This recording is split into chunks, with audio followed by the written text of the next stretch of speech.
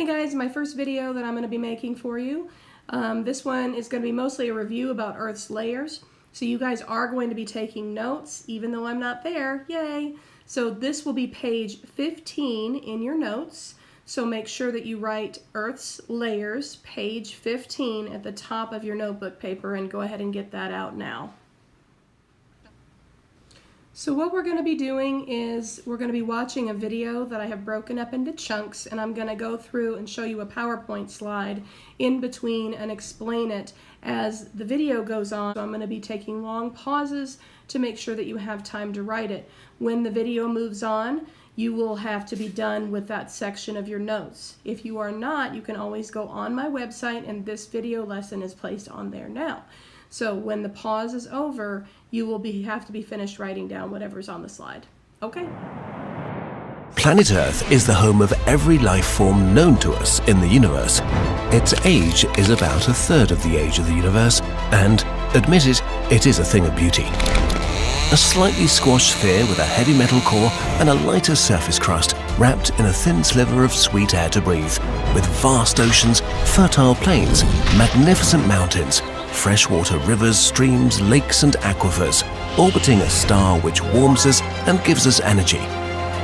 But how did our home come into existence, and what's it made of? 4.6 billion years ago, Earth was created from the remnants of dead stars that collected in a giant dirty gas cloud. Small particles started clumping together and building larger and larger objects until they formed the objects we call planets today. This process took 10 to 20 million years and is still not very well understood. Hey guys, so here is your first set of notes for this particular video that I'm making.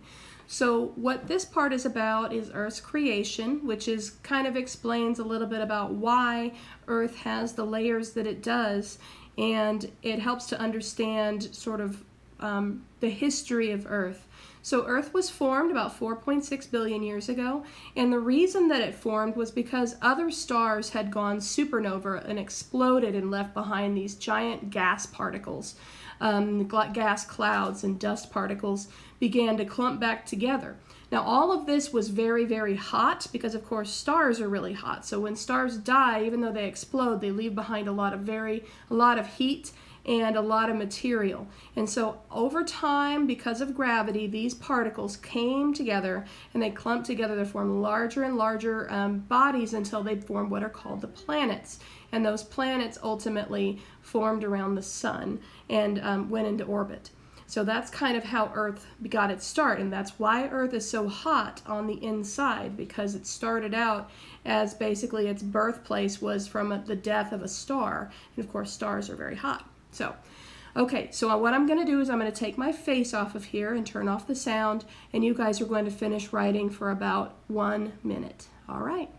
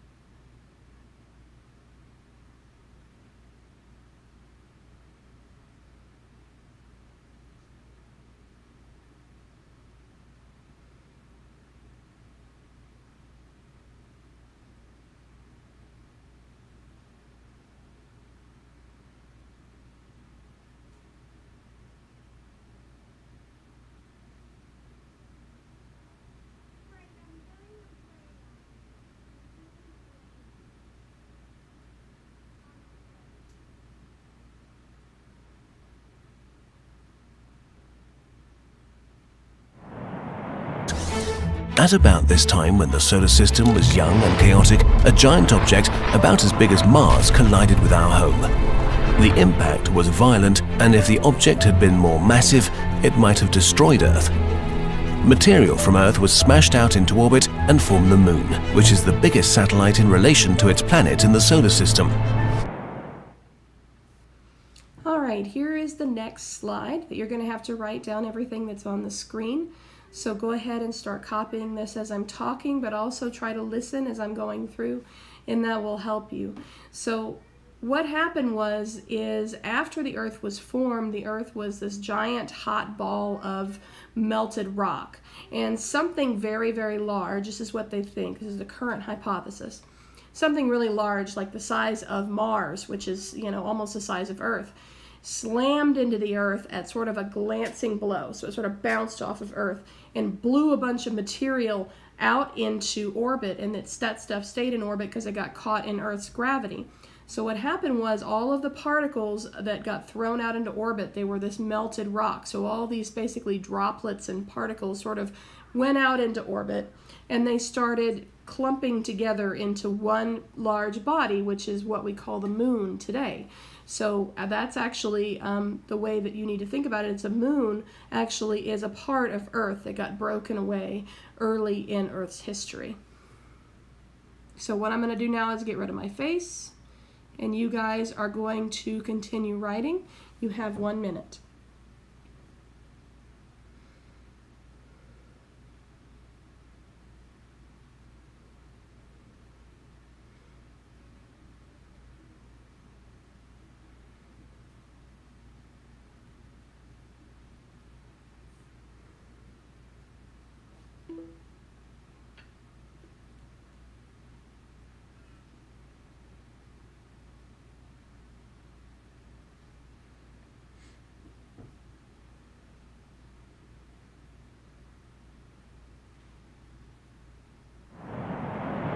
At this time, Earth was a hot hell, constantly being hit by asteroids, with seas of lava and a toxic atmosphere. But something was about to change drastically. Earth cooled down. Water from the inside of the Earth wandered to the surface and rained down on Earth, only to vaporize again and become clouds. Millions of asteroids brought more and more water to our planet. All the water on Earth has about this volume compared to Earth. Okay, I'm back. So this part of the video is talking about why Earth has so much water. Why are we the blue planet? Why do we have these giant oceans? Where did all that water come from? And a lot of these questions scientists don't know the answer to. But what we do know is that over time Earth cooled down, and what they think is that water from inside of the Earth and inside of the rocks actually started wandering to the surface because it's less dense. And as we know, things that are less dense float. So it started sort of basically floating up to Earth's surface out of the rock and found its way to the surface, which of course it was still really, really hot. So it wasn't liquid water, it was actually water vapor, which is a gas. And it went into the Earth's atmosphere and rose up. And as it rose up, it got colder and colder, and so it would rain down. And as it rained down, it got hot again, and it turned into a gas, and it formed these giant clouds around the Earth. So as Earth cooled down, that water was able to cool down, and eventually, as it continued to rain and then evaporate and rain and evaporate, eventually Earth became cool enough on the surface to actually have liquid water on the surface as the crust was forming. So if you look at this little thing down here, you see this little blue ball? That's supposed to be about how much all the water on Earth, if you were to take this blue ball right here and spread it across the surface of the Earth here. Okay, that's about how much water there is as opposed to the volume of the Earth, which of course the volume of the Earth is much greater than the amount of water. It's basically a droplet in the bucket, so to speak. So anyway, so that's that. I'm going to turn off my face, and you guys are going to keep writing. I'll give you a little bit more time on this one.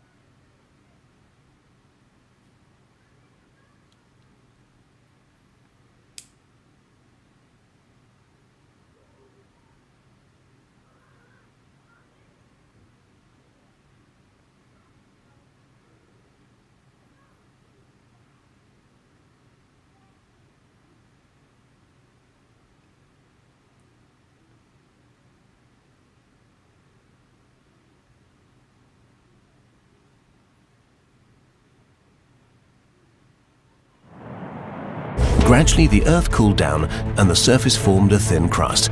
But inside the Earth, hot rock continued to swirl about, moving the crust from below and breaking it apart. This process is called plate tectonics and is happening right now. We'll make a whole video about it in the future. For now, let's just say that the crust of Earth consists of separate giant plates that move around. As they meet, they crumble and create mighty mountains, or violently plunge back down deeper into Earth, creating deep trenches. That's the way the highest place on Earth was formed, Mount Everest, and the deepest, the Mariana Trench.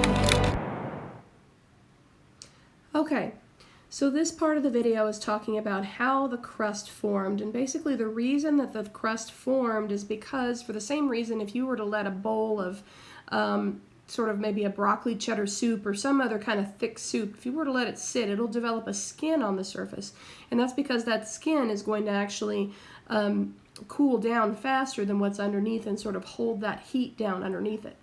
So, and it gets really thick and almost like you can poke it and it, kind of moves.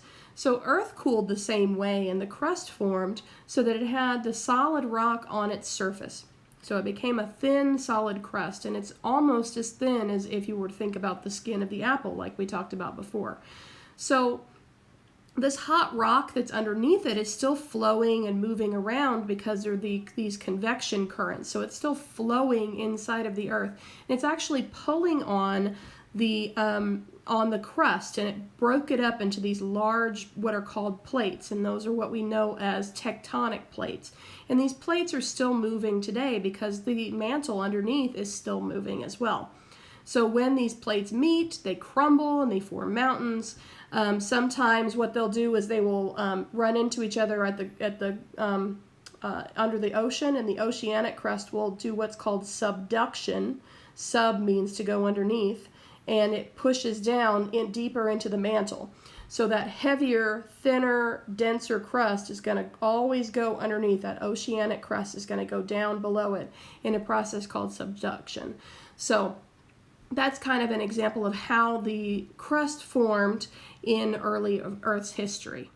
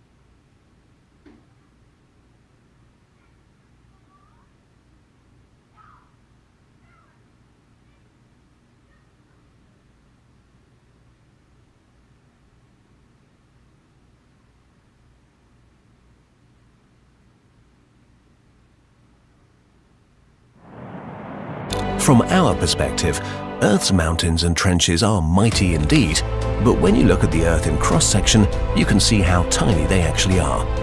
The part we stand on is the crust, which is about 50 kilometers thick, though it can vary between 5 and 70 kilometers. By the way, the deepest hole ever drilled by man is 12.262 kilometers deep. All right, so now that we have seen the Earth's history and we've seen how the Earth is forming. Now let's talk about the properties of each one of the layers. And we've been through this, but make sure that we review. So first of all, the crust, it's about 50 kilometers thick on average, but can be anywhere from 5 to 70 kilometers, and that's about 30 miles. Okay, so it can be really, really thin at just 5 kilometers, or it can be really, really thick, say in the mountains, right? So the average, though, is about 30 miles. So the deepest hole that we've ever drilled is called the Kola Super Deep Borehole, and it was about 8 miles deep, or 12.62 kilometers. So only a fraction, really, of the crust. So if you think about it, we only went 8 miles down, but it's about 30 miles thick. Our deepest hole, we couldn't get any deeper than that because it got so hot down there that we were starting to damage their instruments. Temperatures range from 200 degrees Celsius, which is about 400 degrees Fahrenheit. Think about, if you're going to bake a pizza in the oven, about that temperature, to 400 Celsius or 750 degrees Fahrenheit. So, and of course, right up at the surface, it's going to be very cool. But if we're looking at averages within the crust, it actually gets hotter and hotter the deeper you go. So it's an average of 571 degrees Fahrenheit, a little bit hotter than your typical oven. Okay. All right, so I'm going to let you continue to copy these notes. I'm going to turn off my face.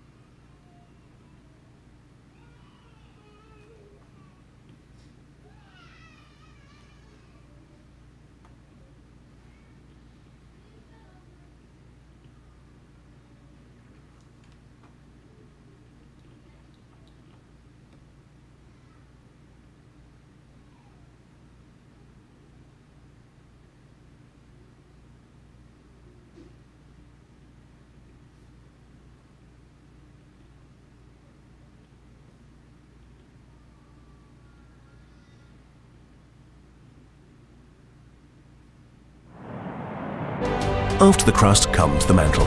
It's a silicate rocky shell and about 2,900 kilometers thick. The mantle consists of the upper mantle and the lower mantle. The upper mantle has different regions too. Its upper part, which is viscous and carries the crust, is called the lithosphere. After that, there comes the asthenosphere, which consists of less mobile, mostly solid material. Okay, so underneath the crust, as we know, is the mantle.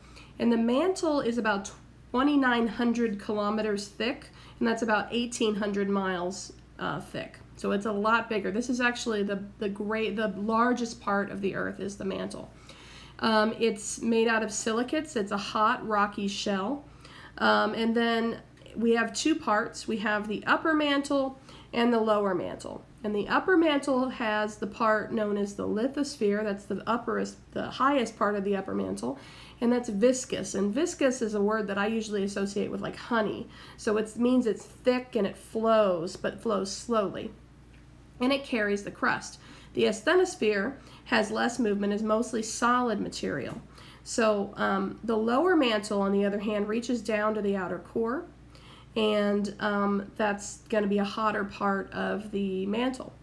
So temperatures in the upper mantle are going to range from about 900 degrees Celsius, and that's about 1,600 degrees Fahrenheit. It's hotter than you can really imagine with your experience. And temperatures in the lower mantle can be up to 4,000 degrees Celsius, or about 7,000 degrees Fahrenheit. So really, really hot. So all of the mantle is hotter than we could survive, obviously.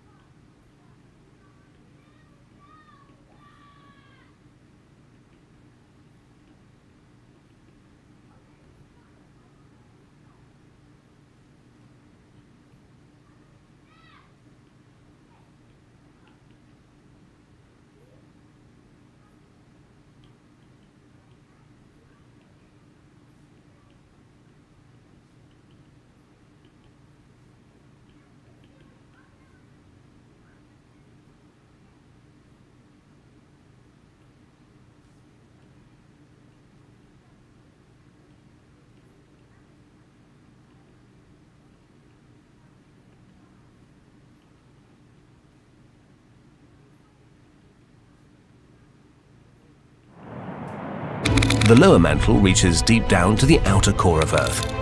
Earth's outer core is a liquid layer of iron and nickel about 2,266 kilometers thick. Temperatures vary from 4,000 degrees Celsius to 5,700 degrees Celsius. Okay, so the outer core. What I need you guys to remember about the outer core, it's the part of the Earth that is liquid. It's the only part of the Earth that's totally liquid.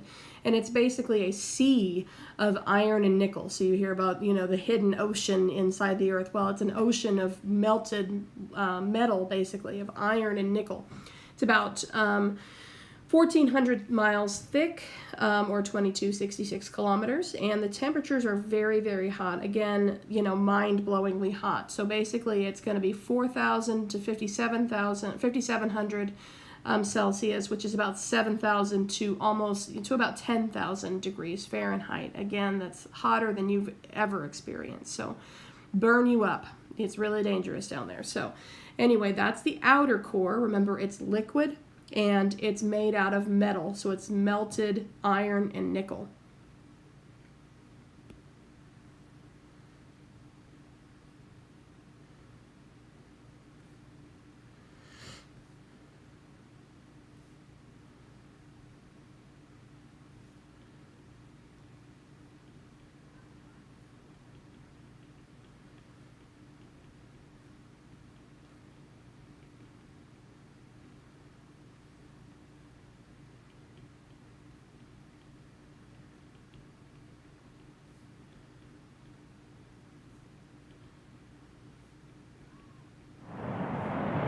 And in the center is the inner core.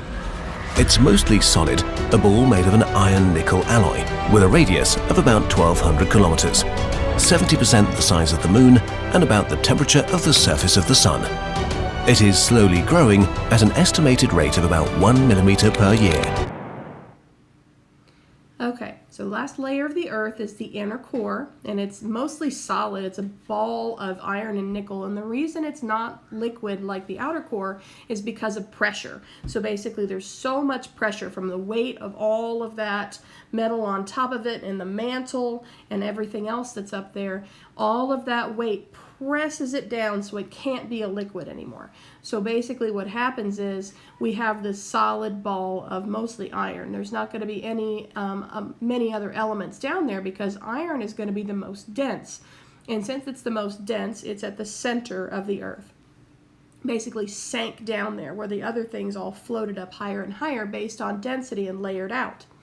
So the inner core is about 1,200 kilometers thick, which is about 750 miles.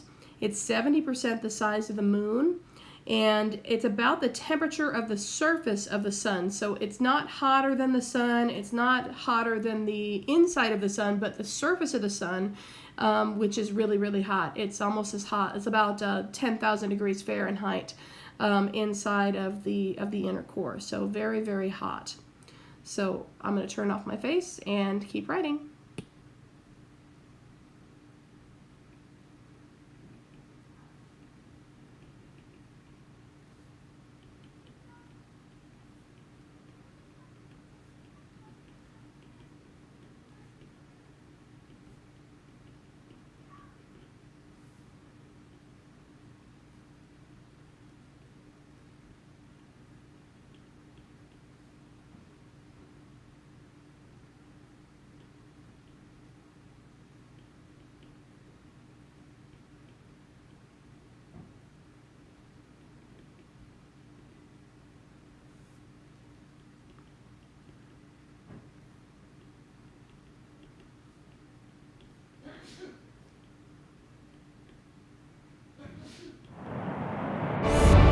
Then there's Earth's magnetic field. It's an invisible phenomenon that diverts high-energy particles coming from the Sun and other sources, allowing for a stable environment with comparatively little radiation impact on Earth. But why is it there? Actually, we don't really know a terrible lot about that. We know it has something to do with the core of the Earth. Inside this metal sphere, large electrical currents flow in complicated patterns. They cause a magnetic field that sort of stabilizes itself according to the laws of electrodynamics. This entire system is called the dynamo. But don't let us fool you into thinking we have it all figured out. Okay, so this last part that it was just talking about is a really cool part. The magnetic field surrounds Earth. So it's one of the reasons that you can use a compass, and the compass always points north. And that's because of the magnetic field. So it has more of a job than, of course, just telling us which direction we're pointed. It actually keeps what's called the solar wind from blowing off our atmosphere. And the solar wind is a bunch of radiation and highly charged particles that come from the sun and blow out into the solar system, and it would take off our atmosphere just like it did with Mars if it wasn't for the magnetic field. And what the magnetic field does is it kind of creates this bubble that sort of pushes it away, and it doesn't allow those particles to hit Earth. It makes them go around Earth, which is a really good thing. And that's why we have an atmosphere, because we need an atmosphere to breathe and to keep us warm and do all the great things that atmospheres do. So why do we have this magnetic field? And it's because of electricity that's inside of that flowing metal ball. You remember that outer core, how it was the liquid metal? Well, metal has this tendency to have electrons flowing inside of it, and those electrons, when they're moving, are called electricity. So electricity, when it's moving, creates a magnetic field. Electricity and magnetism kind of go together, and you'll learn about that when you get into 8th grade. So what happens is all of this moving electricity inside of the Earth's core, especially the outer core, is going to actually create this magnetic field which surrounds Earth. And that system we call the dynamo, which is a great, it's a great name, I think, for it. It's an exciting name. So I'm going to let you guys finish copying this.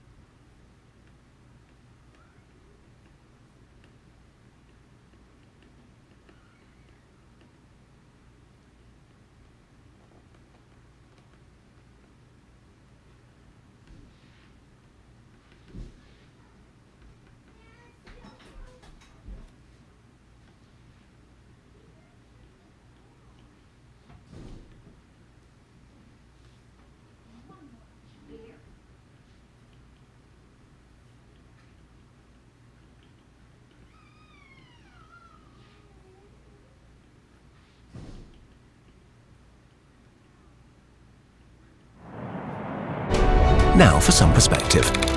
This small layer of crystallized melt products of former molten mantle is where we live, have only been around for 200,000 years. That's 0.004% of Earth's history. Not long, really. And here we are now, living in a thin, moist layer on a small, wet rock. We call this rock Earth. It is the product of the universe's deepest workings, the result of a constant process of creation and destruction, happening all over the universe all the time, helped by chance, the laws of the universe, and random events. We are really lucky. Okay, so that's it for your notes, and that's it for this video. So what I need you guys to do, you're going to use these notes to help you, along with all your other materials. You're going to use these notes to help you with the study guide, because you are going to have a quiz tomorrow over this material. So make sure that you are ready to study for that. So at this time you can go ahead and start working on that study guide that you were given, and you can use these notes or the book in chapter 14 to help you with that. So I will see you guys soon, and goodbye.